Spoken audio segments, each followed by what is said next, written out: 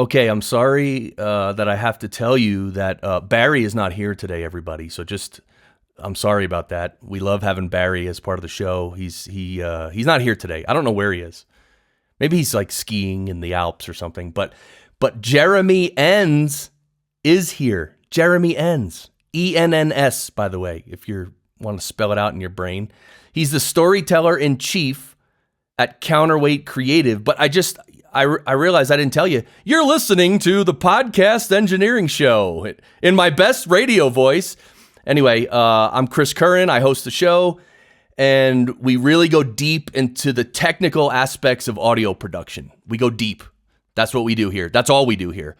Today's a little bit of an exception because Jeremy is a rare breed of individual who knows the audio production in depth, but he's also studied and really gotten into the marketing aspect. So we're going to talk about both today. A little different for the show, but all good stuff, I'm sure. So, and by the way, the next Podcast Engineering School semester starts on April 20th, 2021. So if you want to check that out, it's on the website, podcastengineeringschool.com. So Jeremy Enns, you're the storyteller in chief at Counterweight Creative, and the website is in the show notes. It's counterweightcreative.co. Welcome, Jeremy. Chris, I am so excited to be here. I love the energy that you bring to the show, and I'm going to do my best to match it here. Well, today's really scaled down. I mean, normally I'm like literally grunting and screaming, and there's music blaring. I wanted to go a little. I don't know. It's almost a challenge to myself to be a little calmer.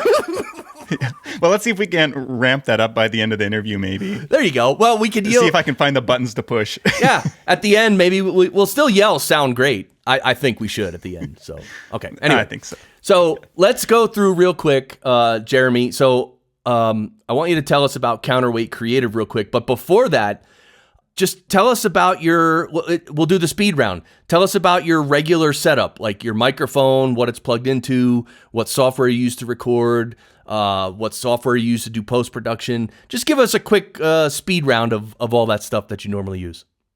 Yeah, so I have a bit of a somewhat unique situation in the fact that I travel full-time. Typically 1 to 3 months. COVID has changed that. My girlfriend and I have been stuck in Europe for the past year now with COVID.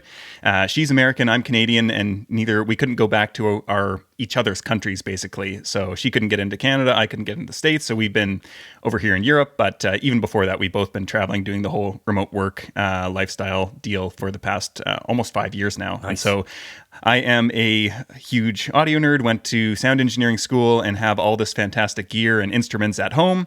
And it's boxed away in storage. And people often ask me, like, what do you miss most while you're traveling? The things that you don't have. And I'm like, I miss my KRK V6s. Like, that is like the one thing that I'm like, I just want to like listen to everything through those. And I've got some great Sony noise canceling headphones that I love. These are one of the best purchases I've made in the past few years, but I have my limited stripped back recording setup. And I think in the first couple of years, I was just traveling with a USB. I can't remember what USB mic it was. It's probably like the Audio-Technica ATR2100. I think that's the one it was. Okay. And at some point I was just like, I wasn't recording a show myself at the time, but as soon as I was starting to record a show on my own, I was like, okay, well, this isn't going to cut it. I got to bring my SM7b, which is a pretty hefty mic if you're lugging that around the world in a backpack. Right. And so that's what I have with me now. And then I also have, that goes into Zoom H4n Pro, and then into my MacBook Pro. And I use Pro Tools for post-production, but typically when I'm recording podcasts, I like to keep it a little bit lighter weight, and I use QuickTime just to record my local audio, and I also get the guests to record QuickTime on their end, so we are doing a double ender, and then we have video through Zoom typically. And so that's a pretty stripped back setup, and then I import everything into Pro Tools afterwards, and I love iZotope, and I have the Waves. I don't know if I have the diamond package, but it's one of the, I think it's like 2 tiers down from like the top one. So I got a ton of Waves plugins, but I would say, yeah, most commonly I'm using the iZotope suite for noise removal and stuff like that. Fabfilter Pro Q3 goes on pretty much everything. And then I think I use like a multiband compressors on pretty much every track, as well as like an 1176 compressor as well on there. So that's a pretty typical kind of signal flow. In trying to think what else I might have on there, but yeah, that's pretty standard. And then in unique situations, throwing on other stuff as well. Nice. This is so cool. You did probably the greatest job at the speed round ever. You packed so much in there. I'm like typing furiously over here. I love that. I really do. So thank you for that. This is great. So you're literally right now talking into your SM7B. And yeah, I know what you mean. That's a heavy mic. And you should have seen this. I used to have this, it was a kick drum stand, cast iron base, a kind of like V-foot. And I lugged that. I lugged that around the world in my backpack for like a year because I was like, I don't know what else is going to hold this thing up. And then I realized, do you know the GorillaPod camera tripods? They're those flexible ones with the 3 arms. Yeah. And that you can like bend them around things. And so I also am, I used to be more into photography, but I'm still a hobby photographer. And I was carrying one of these around as well. And so I started looking at this thing. I'm carrying these 2 stands. And I'm like, I wonder if I could modify that and just get a kind of thread adapter, and so that it would actually fit my mic. And so I actually found this thread adapter on Amazon going from the really narrow one on the tripod. And so now I just use that, and it's super lightweight. You can like bend it around and all these things. The only thing is it's a tad short, but it works like a dream. So I was pretty proud of myself when I took a drill to carve out the place in the tripod to make room for the mic jack, the XLR into the mic. But it's a little hacked together setup, but it works really well. That is so cool. So I know those Gorilla tripods, like some of them are real small and other ones are like big, so is it like a bigger one or a smaller one? Yeah, this one's like, I'd say, I think it's the biggest one at least it was the biggest one when I got it. It's probably 10 inches high, something like that. Okay. So with the mic sitting on top of that, on most desks, it's workable. If not, I'd put, a book underneath it or something and it's fine. But it saved me, I don't know, 5 or 10 pounds of carrying that huge kick drum mic stand with the cast iron foot. Every time I pulled that out, I'm like, am I really doing this? Well, I guess it gave you a little workout too, That's true. What, like something like ankle weights, but it's in your backpack or something. Oh yeah. Every time going through airport security, they would pull it out and they're like, "What is this?" Yeah, what? And I was like, Yeah, and then you tell them, and they're like, "Oh yeah, right." Like they don't, you know what I mean? Like, yeah. That's what happens. That's why I also get flagged going through airports. Although I haven't been obviously through an airport in a long time. But I would always get flagged because I bring a bunch of audio gear, and they when they scan it in that machine, they see all like different wires and different electronics, and they're like, they flag it every time, and then it's the same stuff. But what are you gonna do? I don't know. Yeah, and I mean the SM7B looks pretty much like a gun if you're just looking at the X-ray. So I'm like looking at it on the scrreen, and I'm like, oh, here we go again, and they're like doing it back and forth through the thing, and I'm like, oh, okay, yeah, I know what's coming. I guess it helps us develop patience, which it certainly does. Is good. Yeah. And you're using the Zoom H4n as your interface now, and obviously that's also a recorder if anyone doesn't know that. So those are pretty solid units. The one thing about the Zoom stuff is the mic pre's are a little sensitive. Like if you drive it a little too hard, it distorts very quickly. And yeah. I always make sure I'm really careful with Zoom mic pre's. So what's your experience? Yeah. I mean, I don't know if I got like a rare great one, but like I keep it at mine's like fully maxed out as at 100 because often, with the SM7Bs, like you might need a cloud lifter or something like that to even just get decent levels into Pro Tools or whatever. Right. But I have the Zoom H4n maxed out at 100 on the pre's, and I have never had really any issues with a noise floor or distortion or anything like that. So I don't know if mine's a different generation than maybe some of the newer or older ones or whatever it is, but I've been really pleased with mine. That's great. Yeah. Yeah. And so that's a funny thing about gear is like every situation's different, right? Because every mic you plug in has a different sensitivity and output level. And I don't know, it's just different. And look, it came off an assembly line, so like every H4n is not exactly the same. So maybe, I don't know. That's pretty cool. I don't know. Yeah, I've thought about replacing it multiple times, but I just like can't justify it because it's absolutely perfect for what I use it for. And I'm like, well, I would get like an H5 or H6 or maybe look at something else that's come out now for a portable recorder. But it just works. So I guess I'm just going to keep running with it. That's it. And do you do any like recording with the H4n with the onboard microphones, like any recording like that? I used to. So a couple of friends of mine, when I used to live in Vancouver before I started traveling, we had it was a 1 season long podcast about ice cream, and it was basically an X-rated ice cream show, or R-rated. There was no sexual, well, there was sexual innuendo. There was no, anything beyond that, but it was certainly a vulgar show about ice cream. Aimed at adults. And so we would do field recording. Every week we'd go to a different ice cream shop in Vancouver, and we'd like record the experience and then go sit down, plug in the mics, and have a discussion about the ice cream in the shop and all these things. And basically it was just an excuse for us to, eat more ice cream than was probably recommended by a doctor. And that was the whole purpose of the show. We didn't promote it at all or anything like that. We had 3 listeners maybe who tuned in regularly. And they were probably all of our friends. So it was just a pure fun endeavor. So that was the last time. And that's actually, I think, when I bought the H4n, probably 5-6 years ago now. And so we used them at the time. And I don't know that I've really used the onboard mic since. Pretty much I just use it as an interface, which I was so pleased when I found out that you could actually use it for that, because I think I actually bought it primarily just for the field recording functions. And it's been really handy since. That's cool. And one thing, just for everyone listening, I believe that the Zoom H4n and also the Zoom H6 and H5 and stuff, you can use them as an interface, but you cannot simultaneously use them as an interface and record on them as well, right? No. Yeah, that's right. Yeah, that's right. Okay. Well, that's kind of a bummer, but okay, every, different pieces of gear are good for different things. And yeah. And I mean, for me, when I'm using it as an interface, it's plugged into my computer. So I'm just recording to a hard drive anyway. So I've never really found that to be a problem. But I know some other people have different workflows. So that is something I guess that is worth mentioning. Yeah. Well, and workflows can be different, but also, maniacs like me, I want to record every backup possible. I want to be recording in 3 or 4 places because I don't trust anything. I mean, I do trust things, but you know what I mean?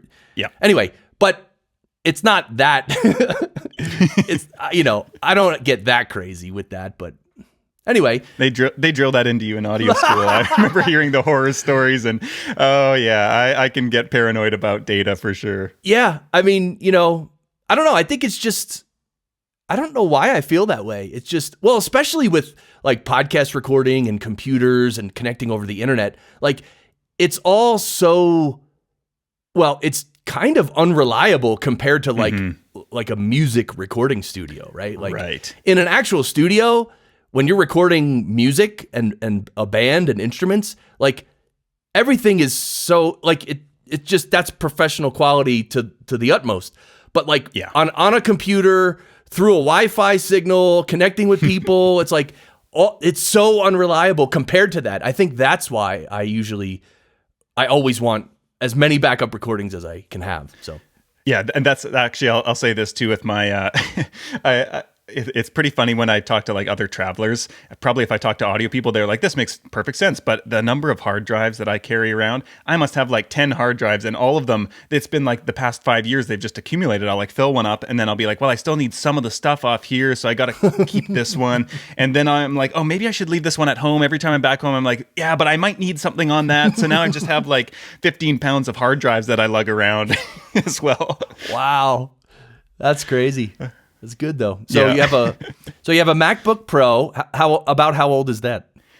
Let's see. I upgraded. I got this one last year, or I guess it was fall 2019. But I think I got it refurbished, and I think it was maybe 1 year old. So it's got the touch bar on it, but it may have been the first generation with the touch bar, and I upgraded. So I'm guessing this is probably a 2017-18 model, and I think my old one was a 2011, and that thing was just a tank. It just kept going and going. No problems other than the fact that the speakers were both blown, and the hard drive was really small. It was maybe a 500 gig hard drive, and I was just constantly fighting with it. I mean, it might have even been smaller. I don't know, but wow. It got to the point where it was just every week, needing to pull stuff off of it in order to get other stuff on and move things around. I was like, okay, I either need to upgrade the hard drive in this thing, or I'm just going to get a new computer and then actually have working speakers and just have everything work. And I've had this one for, 8 years at this point. I've got some good life out of it. Nice. So I ended up just upgrading the whole thing. Right. So wait, how did the speakers get blown? Were you like pumping some serious like 808s through there or something? I have no idea. I was kind of annoyed about that. Maybe they were just getting old at the point that it happened. And I think the first one blew, and I still kept using it for another at least 2 years. But I almost never used the speakers anymore. And then the second one kind of wore down as well. But it was just playing normal music from Apple Music at like the full volume. But I'm thinking like the full volume shouldn't go loud enough to be able to blow the speakers out. There's some problem there. Right. So it had to be some kind of internal problem. Yeah, or maybe certain songs you were playing were mastered to such a loud level, like, minus 10 LUFS or minus 8 LUFS or something like just off the charts loud. And maybe that had something to do with it. And you know what? I think now that I'm thinking about it, I think I remember the song. Like it was comical that it was like a folk song or something. Oh, and I was like, really? This is what blows the speakers? That is funny. And I like listen to a lot of like pop punk and metal and all this other kind of like stuff that should be like way fuller and louder. Mm-hmm. And that's what ended up doing it. So yeah, I don't know. What kind of metal is your favorite? I don't listen to a ton anymore. So my favorite like metal hardcore kind of band is Misery Signals. Huh. And I don't know if you ever heard of them. No. But yeah, I was big into like the metalcore, kind of progressive metalcore scene. I played in a couple bands back in the day, 10 plus years ago. And so yeah, kind of progressive, not like super prog technical stuff. I did listen to them for a while, but I was kind of in like the punk metal crossover area. Yeah, less technical, more I don't know what more. Yeah.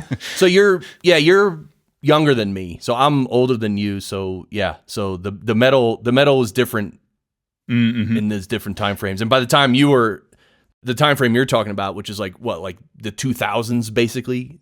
Yeah, I probably got into like the heavy stuff in the mid to late 2000s and into I listened to it probably pretty heavily until like 2015, for like a decade there. Yeah, so I was, by 2003, I was out of everything. So yeah. Very interesting. I don't know. Anyway, we don't have to talk about metal too much, but all right, Pro Tools, let's go there. So you use Pro Tools for your post-production. Mm-hmm. And obviously, because you're a music guy, so you had Pro Tools, but like, I think everyone knows that most people who produce podcasts do not use Pro Tools. But do you like it, and do you find it easy to produce podcasts in there?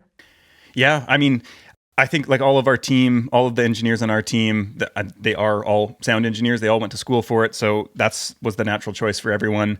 For me, like setting up our company, so we have it, started with me as a freelancer, and now we have 5 engineers and 3 writers and 2 admin people and a marketing assistant. So we've grown quite a bit. Everybody's contractors, not full-time employees, but yeah. So in setting up kind of templates and SOPs and all these things for adding on other people to be collaborating on the shows, I was most comfortable in Pro Tools. Everybody else, that was their kind of DAW of choice.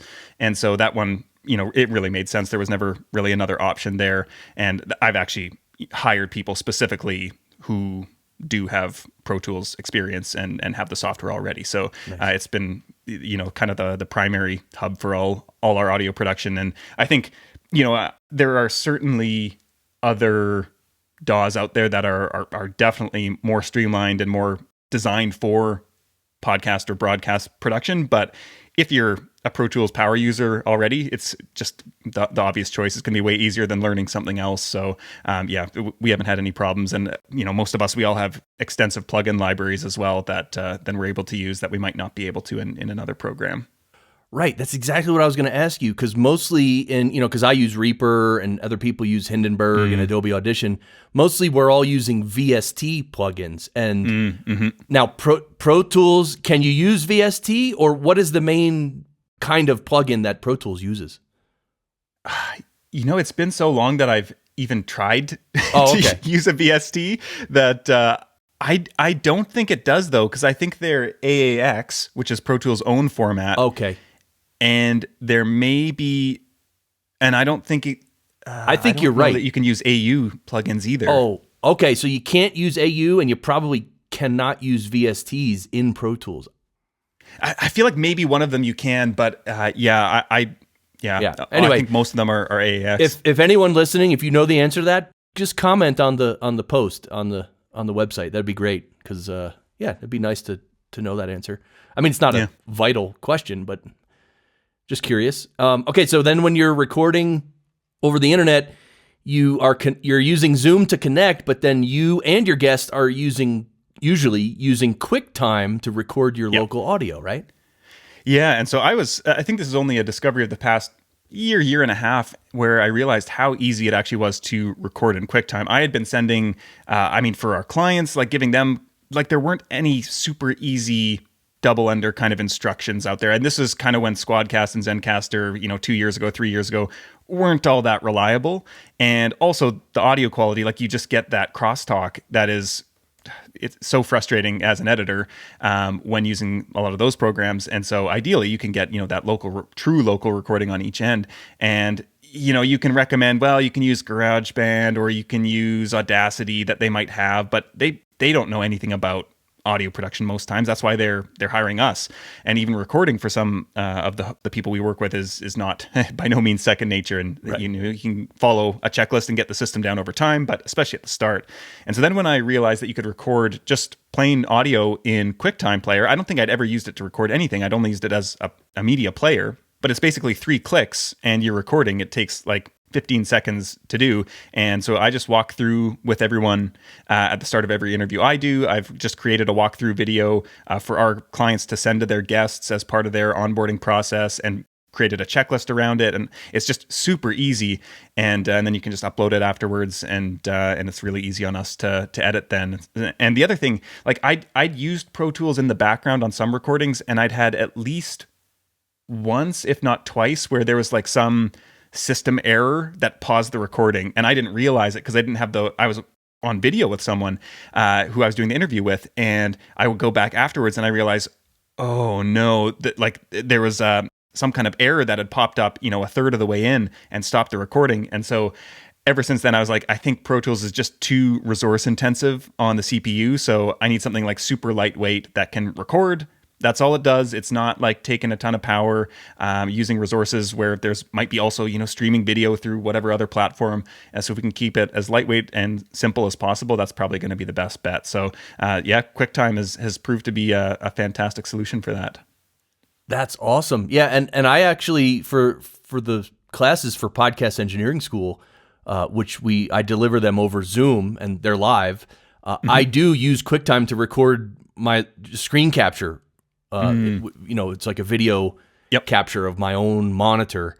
And so that's like a nice, clean local copy of the class recording. And then that's the one that I upload for students to watch the replay of. So nice. Handy. And so what do you do if your guest is on a PC, doesn't have Mac?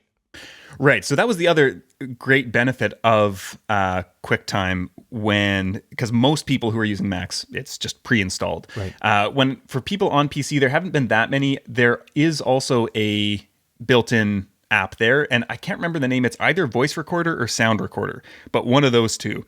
And it is not nearly as straightforward as QuickTime Player, mainly when it comes to exporting the file, like saving and exporting it. I have worked through it with a few clients in the past who use PCs for their regular production, but it is not nearly as straightforward, but there is a way to do it there.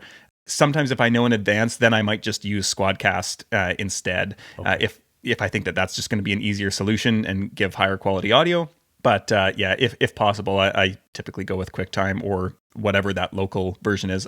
And I mean, a lot of people that I interviewed are, have podcasts of their own or have experience with that. So they might use GarageBand or whatever else as well. But wait a second. Hold on, Jeremy. You're connecting over Zoom. why don't you just record on Zoom? I hear the quality is just outstanding.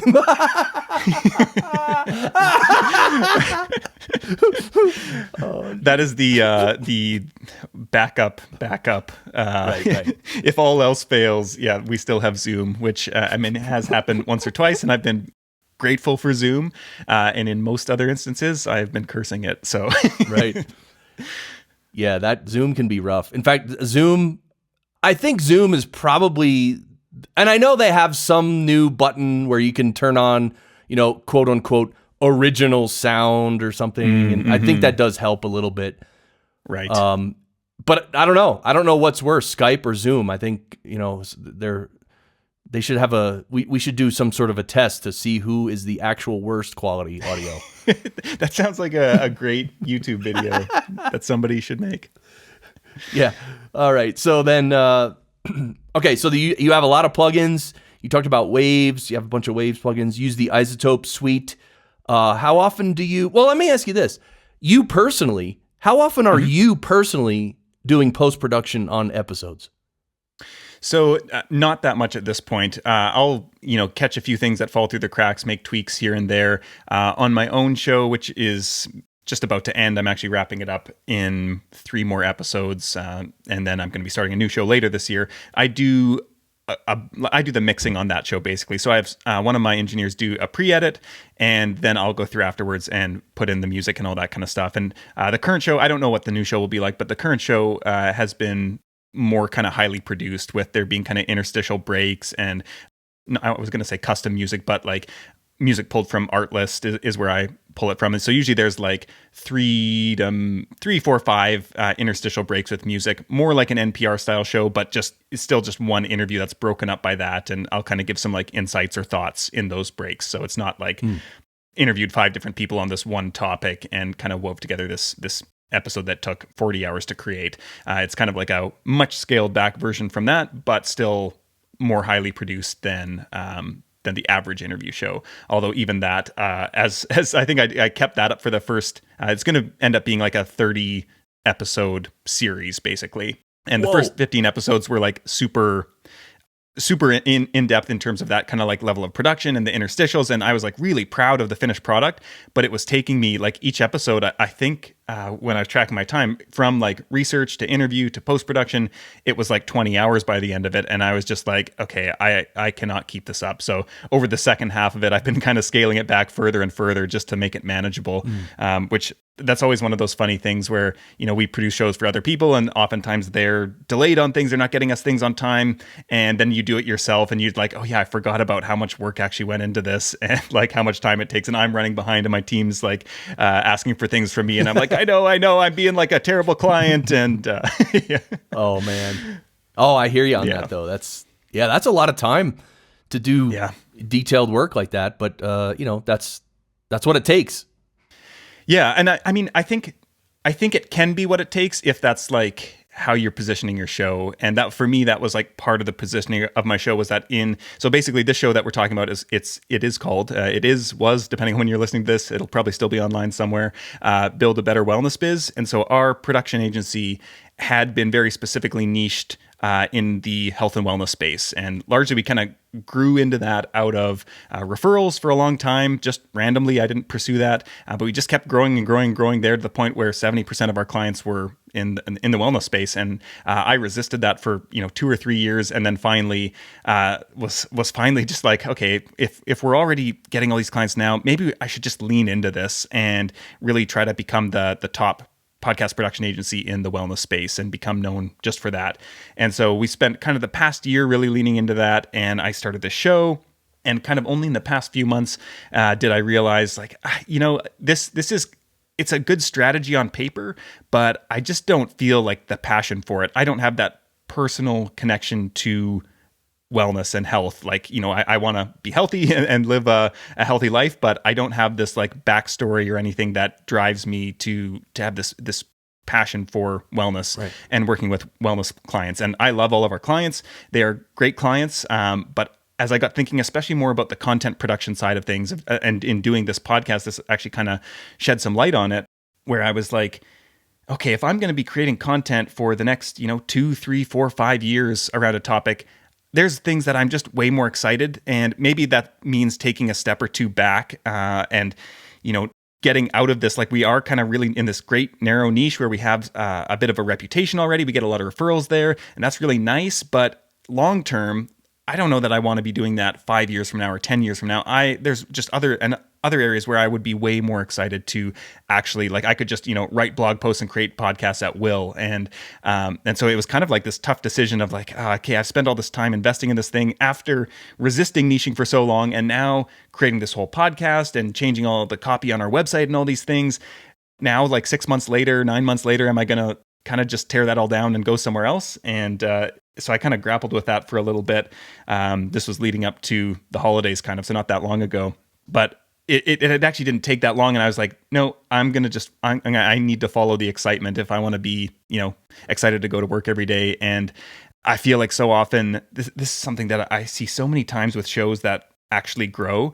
There's just like an excitement in the host. I think there's this point a lot of times when you've been doing something for a while, like creating, and you haven't got traction, and your energy starts to sap out of it. And right. I feel like the people who grow, like, there's going to be that, 1 or 2 years or 3 years or more, whatever it is, where, you might not be seeing a lot of traction. And a lot of that might be you need to experiment and try different things.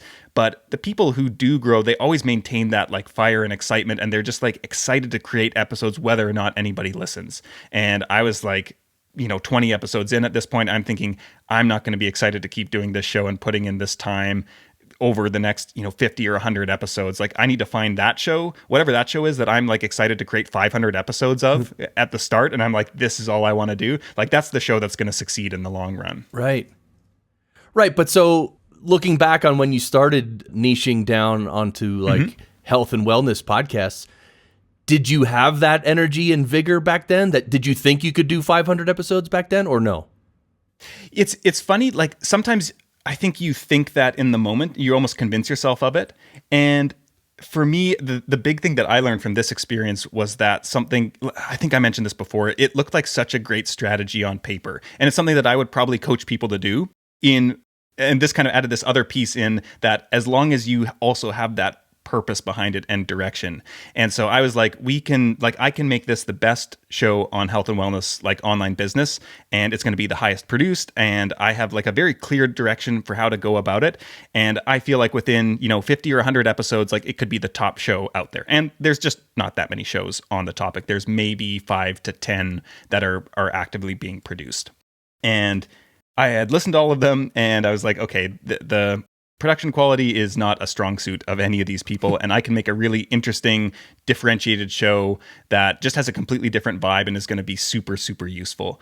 And it was really interesting that I was like, okay, this is just like, the strategy is all there. Everything kind of lines up here, except it was missing that like internal drive from me, which obviously, if you're the person leading it, like that's kind of a non-negotiable. Right. And I didn't really realize it at the start. I think, like, looking in hindsight, it's clear that it was like a solid strategy that would work for someone else who had that, and it would probably work fantastically.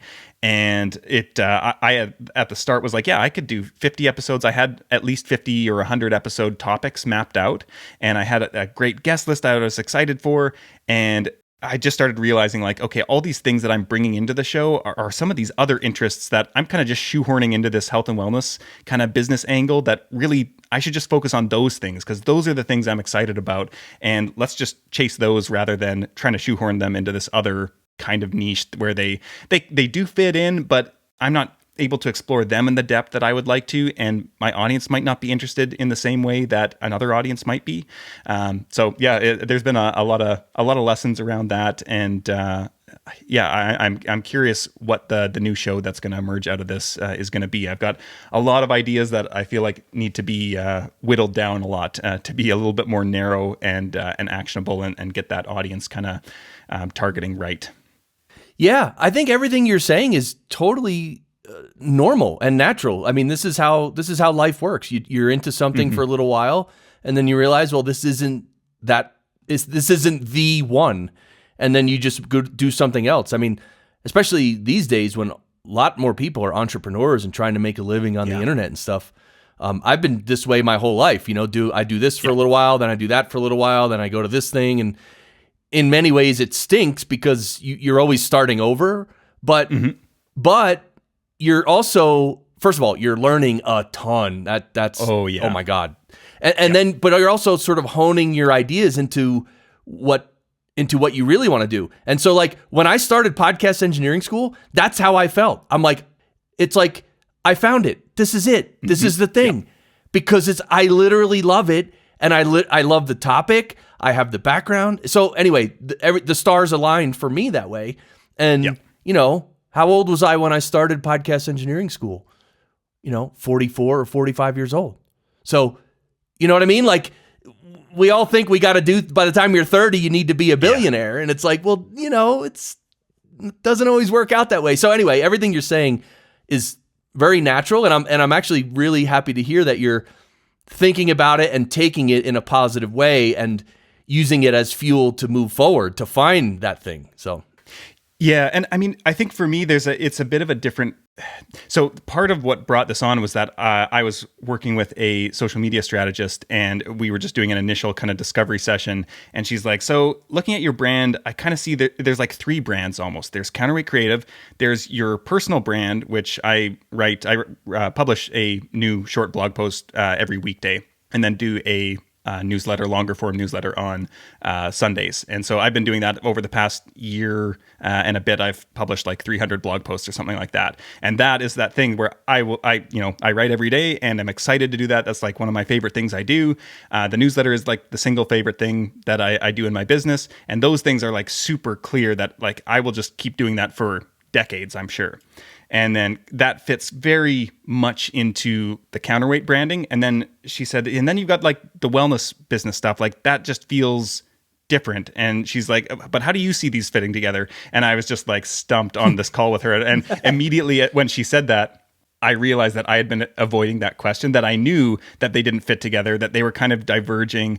And as try as I might to like put them all together into this nice little box, they weren't. And so almost within like 5 minutes of just like talking it out, it came pouring out of me, and I was like, nope, they don't work. Like, I need to kill that one off, like, and go somewhere else. And just these 2 other prongs kind of are very much in alignment. And so let's lean into those. And so it's actually really, I feel like writing is one of the most essential skills and practices for podcasters or content creators of any kind, because I feel like my thinking and the ideas that it's like an idea generation machine almost for me, when you like, especially if you have a daily habit, something like that. And I mean, a lot of my blog posts are like 100 to 200 words. Like, they're pretty short. Some of them are longer. A lot of them are really short. And it's just like, here is one little packaged idea that is more than just like, so often you have ideas as you're going around your day to day, and you like think about it and you're like, oh, that's interesting. And then you forget about it because you never like give the like 20 minutes to like actually just write out something coherent. Right. And so for me, I feel like now I'm in this great position for starting a new podcast. It's like, okay, I've got the base of ideas here,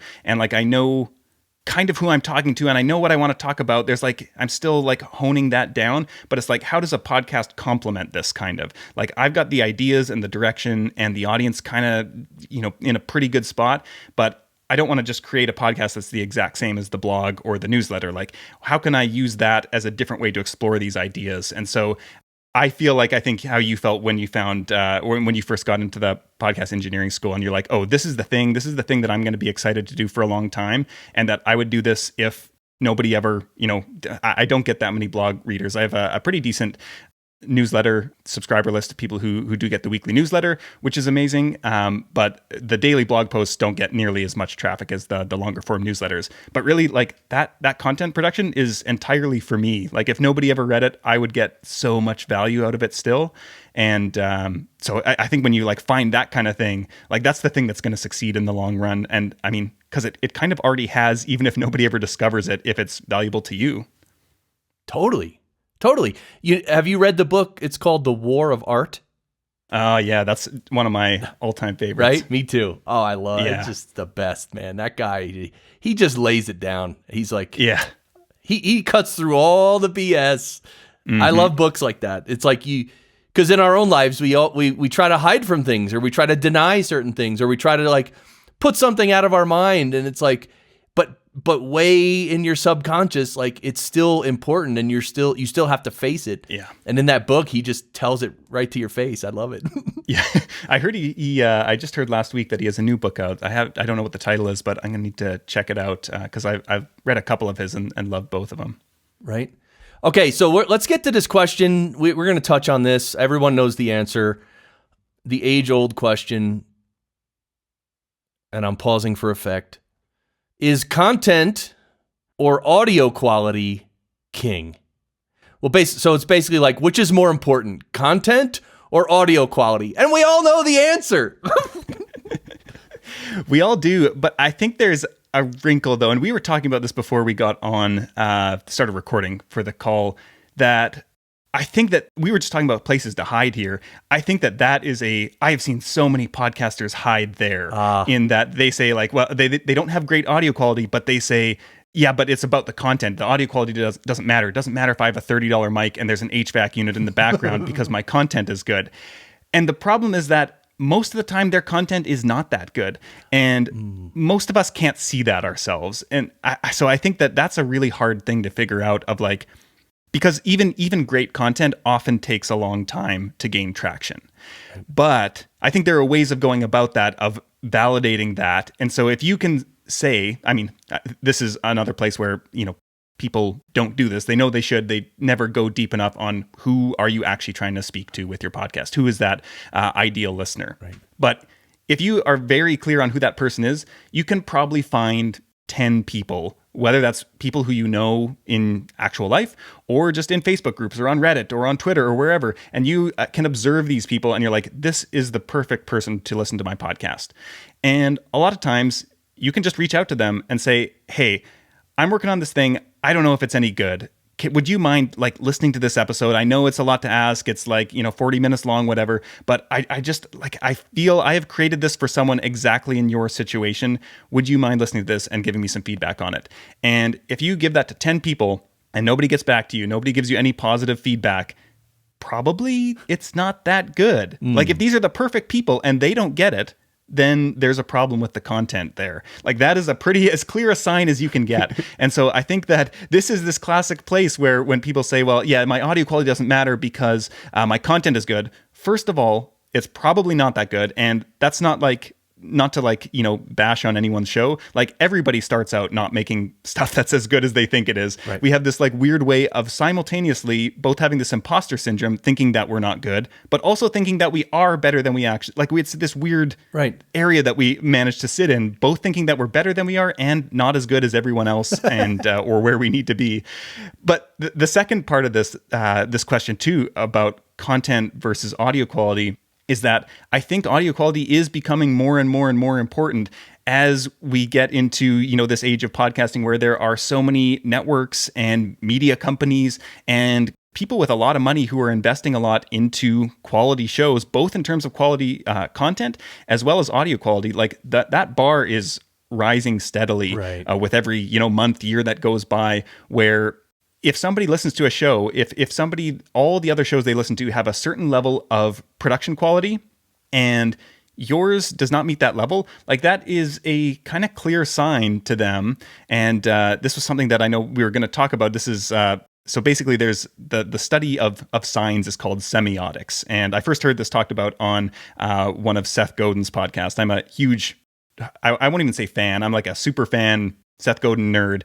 And basically semiotics can be literally the study of signs, but it also applies to basically like how we use information to judge our surroundings, the signs that are given to us by our environment, by anything that we come in contact with. And so poor audio quality is a sign of something to a listener. Any listener who listens to your show and hears poor audio quality or they see amateur cover art, that sends a signal. And it's not their fault. And, maybe we can't afford nice cover art. Maybe we can't afford nice microphones, all these things. But at the end of the day, that signal is being sent. And so like we as content creators need to actually be aware of like, okay, what are all these things?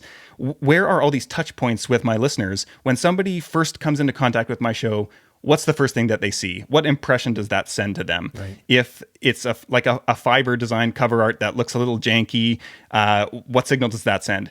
when they turn on the episode and they hear that it is like a 3-minute long or 5-minute long just music. There's no intro or anything that comes on for a long time. I've heard many of these shows. What signal does that send? Are they going to actually sit through that? If this is a new listener who's never heard it before, are they actually going to get to the intro? Or if you start off the show and 3 minutes goes by before you actually say what the show is about. I love how when you started the show, you said, this is the show where we go deep on audio quality. Right off the bat, like 30 seconds in, people are like, oh, I know exactly what the show's about. I might have never listened to this before, but I know what the show's about. The audio sound is great. And which, especially for you, of course, that's an important thing. And then as well as like the audio quality itself, like what signal does that send if it is recorded on an iPhone mic or your headphones and scratching against that? And a lot of times that's like, well, this sounds amateur.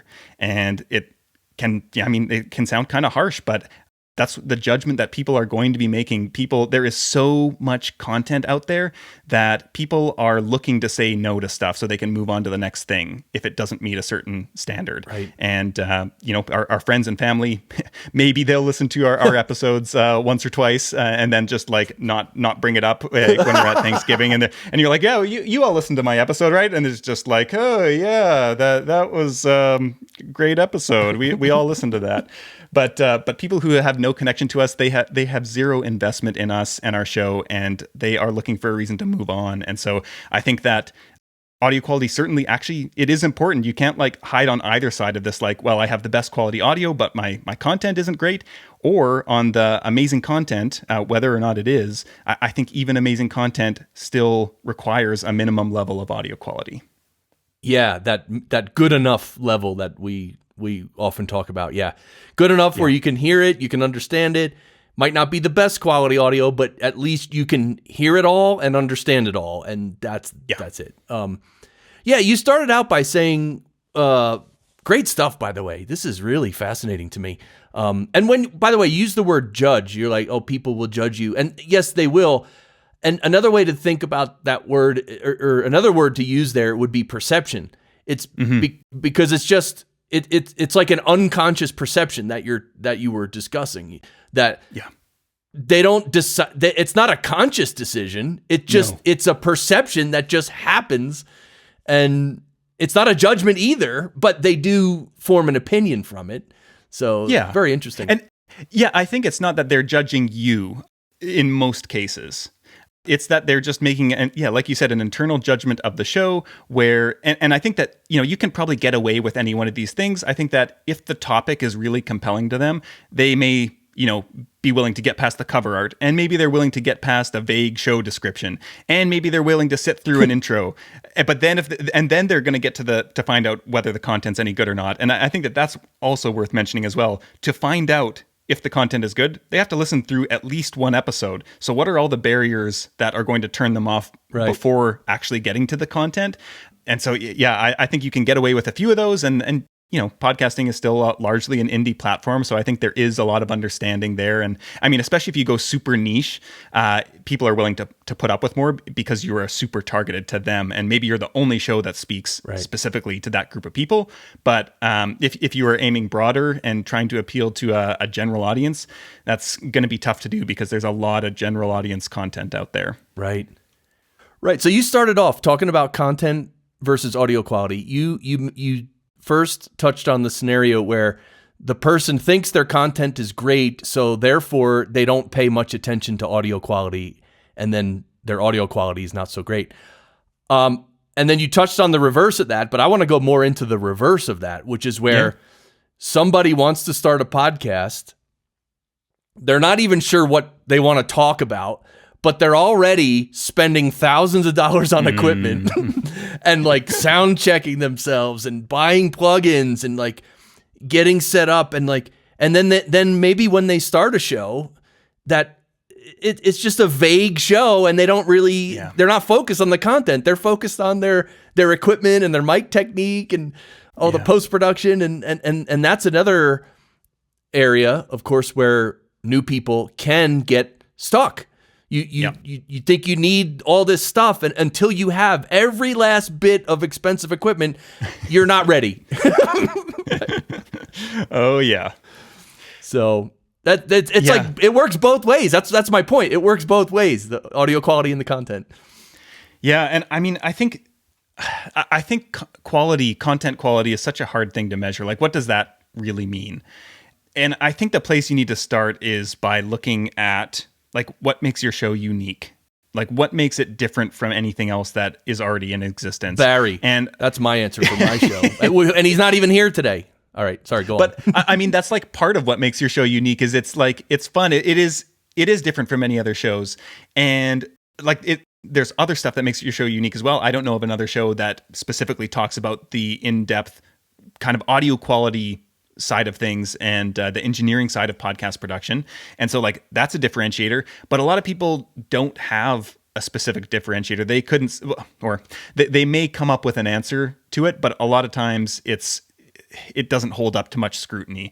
And I think that a lot of times that differentiator has to be something that somebody who doesn't know you, they haven't listened to your show already, would hear the concept of your show. You could say it, tell them like this like 1-2 sentence concept of your show. This is what it's about. And they would be like, oh, that sounds interesting. And you've never met this person before. They don't know anything about you, but the concept of the show itself, it's not that you're really funny or that you have a unique insight on things. Like that is not going to attract or appeal to anyone who doesn't already know you, that you either are funny or have a unique insight.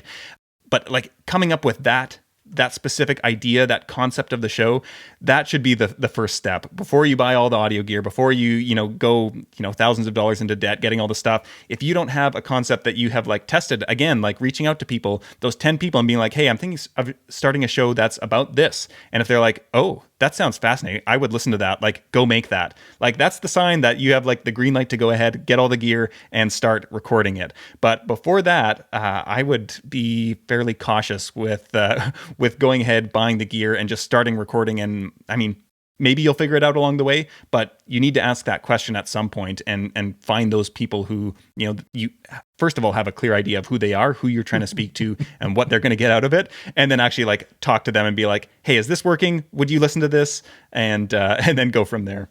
Right. Yeah. I know a guy who he has been talking about starting a podcast for years and years and years. He's never done it. And he's all into equipment and everything, and he's into different niches as well. Mark Johansson, excuse me. He's a great guy, and he has so much to share, and I so want him to start a show or 2-3 shows because he could talk about different things, and it's like, anyway, I don't know why I thought of him, but it's like I just. He wanted to start a show. He planned on it. He even got his, the cover art design done for at least one show, maybe several shows, and he never started. And I always wanted him to start.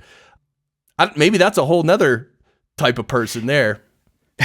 I mean, that almost comes back to kind of what we were talking about before, because I feel like I have had multiple of those in the past 3 years, and I always felt kind of embarrassed almost that I was a podcast producer for other people, and people would always ask, well, what's your show? It's like, well, I don't really have one. Right. But I had just never been excited enough about any topic. I was like, I don't think I can do this for 50 or 100 or 200 episodes. And there was at least 2 or 3 times where I did like start working on cover art and getting stuff designed and playing around with things, and almost got to the point of like, I don't think I ever actually recorded an episode. I probably recorded a couple of teaser episodes and just like short 2-3 minutes summaries, but never actually did an interview or recorded a solo episode or anything like that.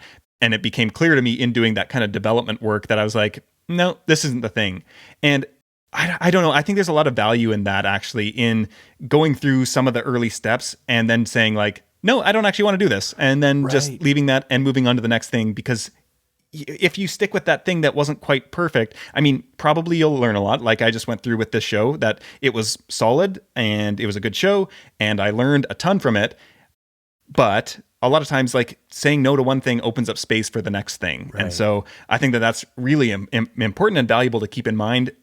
And also, I hear what you're saying, where at some point you got to pull the trigger on something. And I think once you do it once, like I'm so glad that I actually did go through with this podcast, Build a Better Wellness Biz, because it kind of freed me of this, like, I've been, stalling for so long, and being able to say like, okay, I'm going to do it, and went through the whole process. And it was a ton of work to record all the interviews and do all the editing and all the research and all that kind of stuff, the launch, and just being able to put that time in and then say, no, I don't want to do this. I feel like I'm going to have such an easier time jumping into the next thing, but also like not being too, if it's not the right thing, just like also laying that to bed and being able to like just keep moving on, starting things and running with them if they're working or setting them aside if they're not, until I find the thing that's like, oh, this is the thing that like really resonates with me and also with an audience.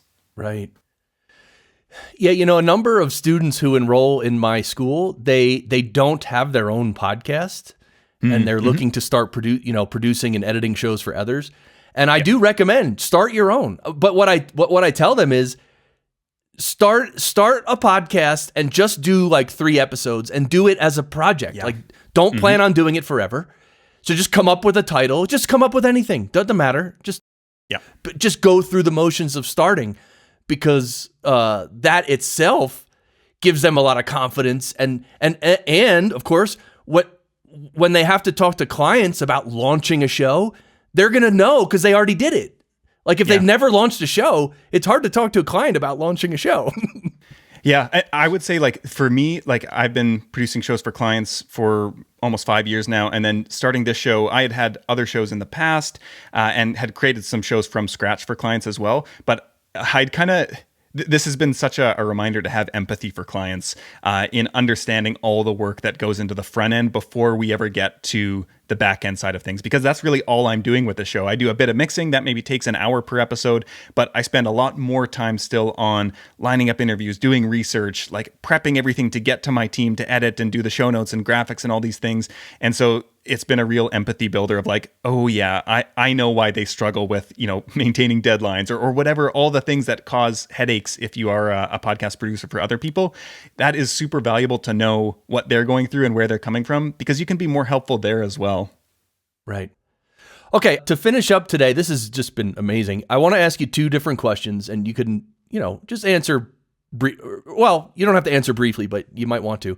I want to ask you, technically, focusing on the technical aspects of production, what are some tips you can give someone who wants to up their game, make their production better, but obviously not spend $1 million and spend 1 million hours practicing and stuff. So technically speaking, what would you suggest for people who want to improve? Yeah. And would this be for people who are producing their own shows or post-production specifically? Well, maybe speak to both, because both are listening. So yeah. I mean, I think if you're producing your own show, you've probably talked about this a lot before, but just your recording environment is, the entry point into the whole chain. Right. And if you can optimize that, that's going to get you the best results and make it just easy on you the whole rest of the way. Yeah, great point. Probably like if you have a solid recording environment and just even, a decent mic, $200-$300 mic, and, a half decent interface, or even, a lot of USB mics are getting pretty solid these days. You're going to sound like in the top, 90% of shows. Right. Without any like knowing how to EQ or compress or any of that kind of stuff. I think on the post-production side of things, it's funny because I wouldn't typically have a mindset of like tools, get this tool and it'll solve all your problems. But I really do think like everybody needs the iZotope noise reduction suite. Even the essential suite it is so night and day what you're able to achieve with that versus nothing. And like there is always background noise for almost none of us are recording in studios. So there is always some background noise of some type that can be so easily removed with iZotope's voice denoise or whichever plugin of choice that you use. And I think it's like $30 a lot of times. It goes on sale a couple times a year, or $70 normally. It is just a no-brainer. So I would say that for post-production is just like, I used to use the Waves one before I got the iZotope one, and that one was solid, but iZotope's just the best out there. Right. And then, I mean, other than that, I feel like listen to podcasts and like analyze them, like what works well, what doesn't. I feel like music transitions are something that a lot of people have trouble with, and even like layering music under the vocals. A lot of times there's like competition between the two. Right. That's something that I think I feel like there's a bit of instinct to it sometimes as well, where some people just get how music should fit into the audio experience. Right. Because I think that's like, really, our goal at the end of the day is to create an experience. If all we were just creating was like information, that people can download, and that's the reason they're coming to us, they can go to Google a lot faster than listening through an hour-long podcast to get that same information. Right. So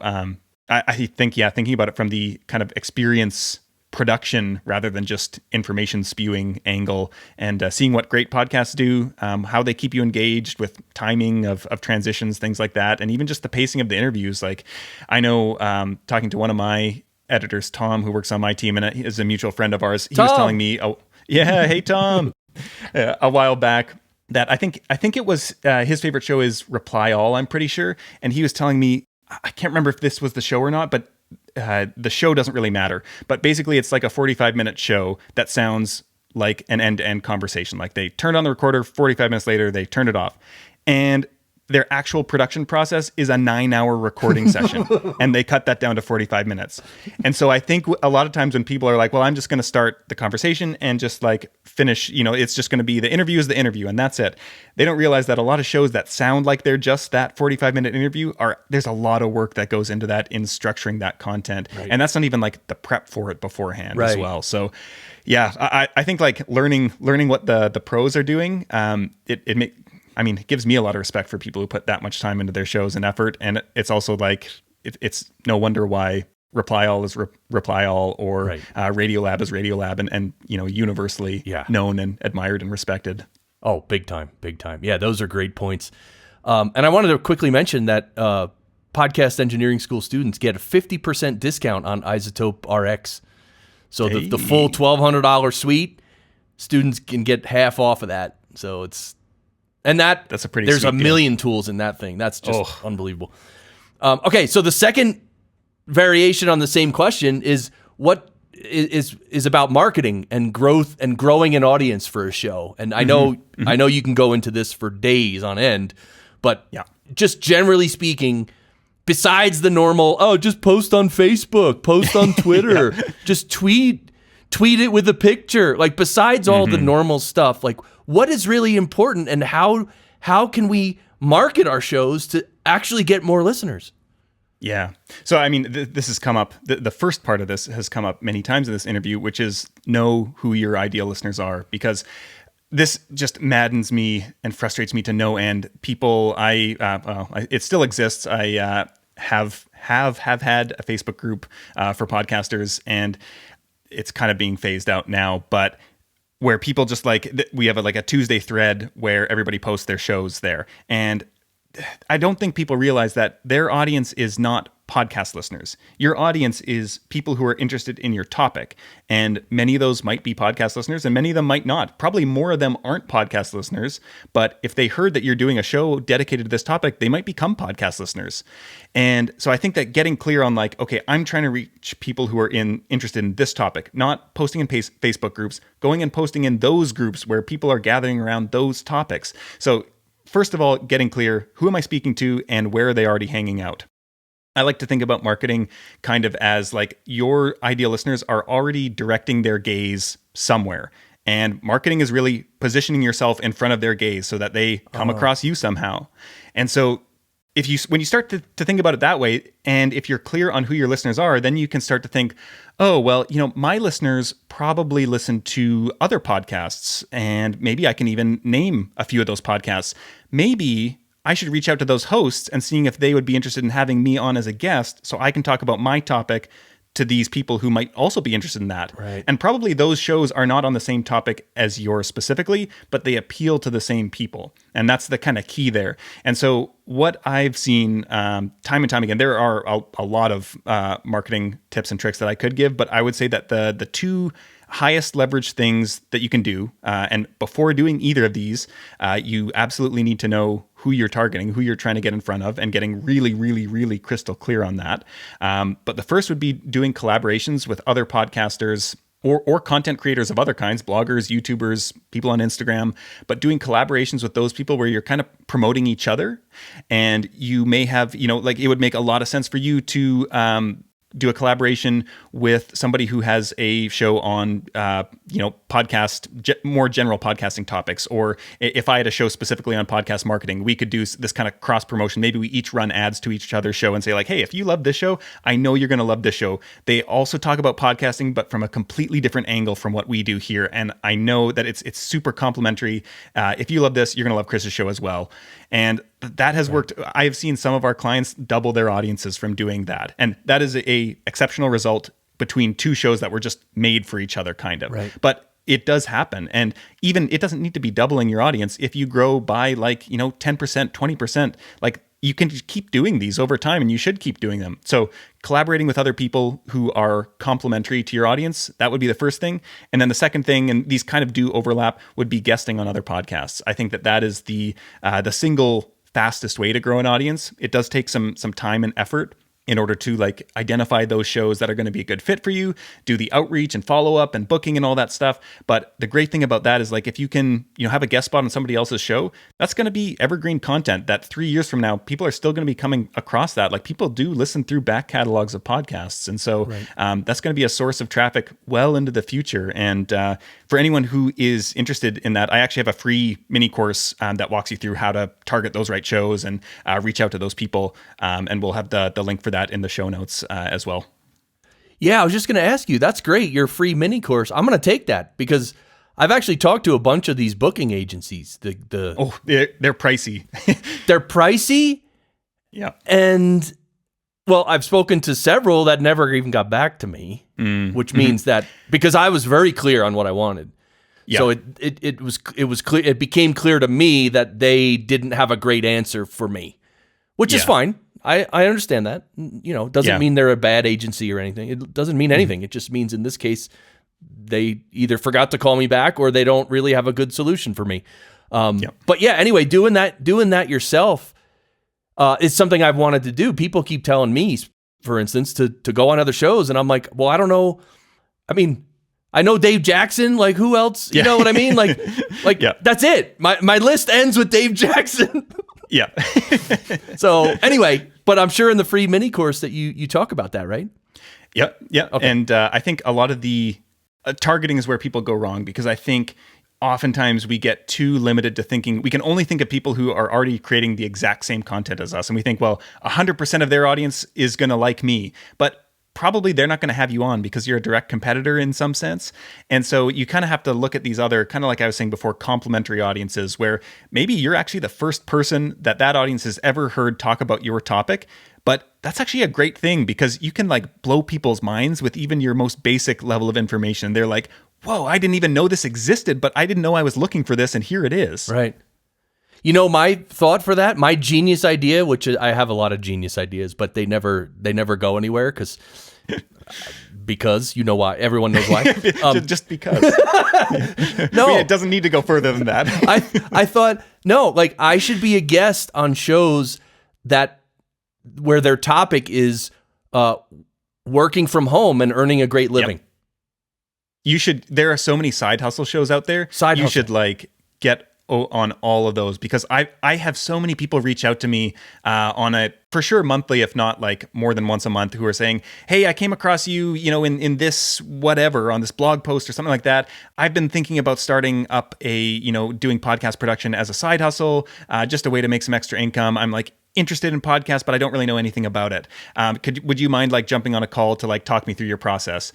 And sometimes I do, depending on their backstory. And a lot of times I'm like, okay, I've written a blog post about this. Go read this. This will tell you what you need to know.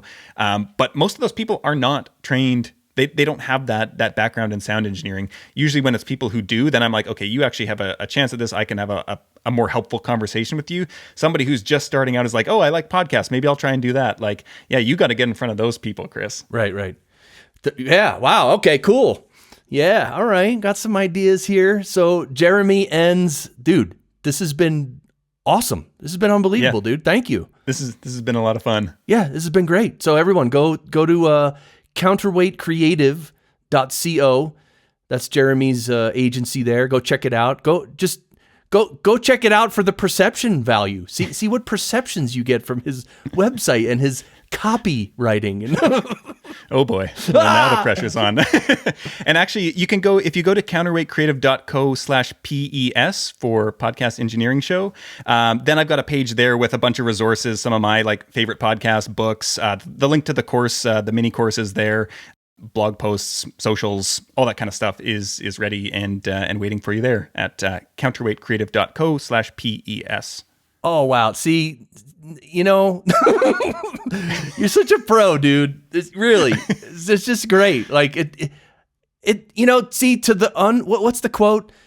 To the uneducated, like certain things seem like magic or something. Anyway, that's me with marketing. It's like, yeah, I'm just so amazed that you're going to have a special page with stuff on it for, you know, like, I mean, it's probably like the simplest marketing thing ever, but I'm like, wow. I used to marvel at that when I heard podcasts. I was like, how did they create? It's like so much work. And now I just have like a really easy template set up, and it's like, just duplicate this, and there we go. Got it. Yeah. Yeah. Just being able to be helpful in a simple way, and that's it. All right, so everyone, go check out Jeremy's site. Go. I know you said you're finishing your show, but check it. You know, I don't know if if email Liz, get on that, because maybe if you start a new show or something. Yep.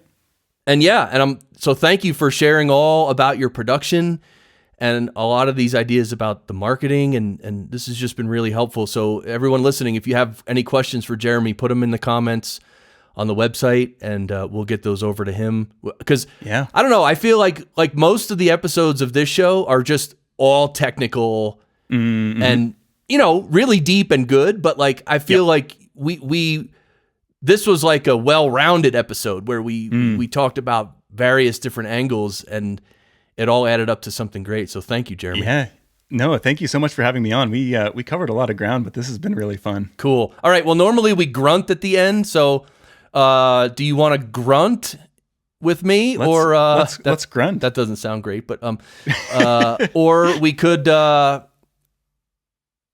you know what we could do? We could say, I usually yell "sound great" at the end, but then sometimes instead of yelling "sound great," we try to say "sound great" in like the most bored voice ever, like the most non-interested person saying "sound great." You want to do that one? That's a fun one. Let's go for it. All right, let's go. The boring uninterested. All right, I'll go first. So anyway, so this is going to end the show, everybody. So thanks everybody for listening. Thank you, Jeremy, and sound great. Sound great, I guess. Whatever. Maybe if you want. Oh, jeez. That's it, dude. We are out. That was tremendous.